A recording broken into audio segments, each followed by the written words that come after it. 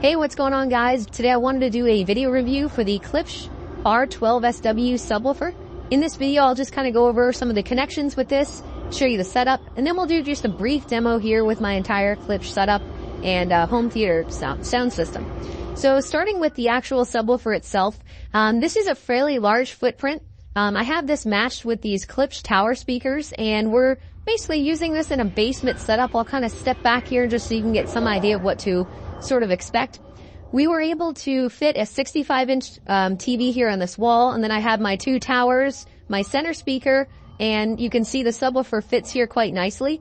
I tried to get this completely centered with the wall, so while I could have moved some things over to make for a little bit more room in the hallway here, it's really not taking up a whole lot of space. And in fact, if I really wanted to, I could move some of this setup over and potentially add a second one of these subwoofers over on this side.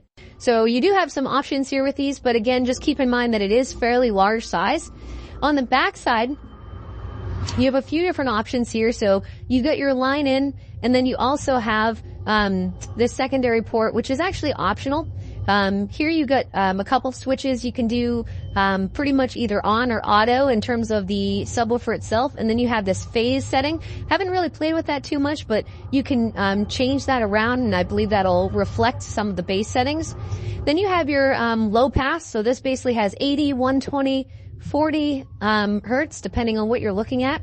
And then you have your gain, which ultimately is how much bass you're going to get. So this dial can either go down fairly low if you want to kind of reduce the bass, or high depending on what you're looking for. You will need dedicated power for this, so you can see I have an outlet here that's specifically dedicated to this. Another thing that I do recommend if you're doing a home theater setup would be to possibly look into some of these wall plate units. I actually added this, but the cable currently I'm using is just running all the way, so I decided to kind of leave it out for the moment.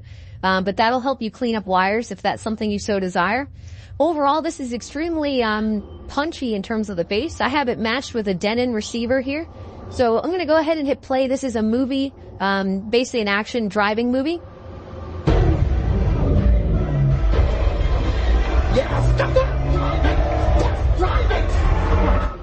So I really love the sound of this. It's amazing setup.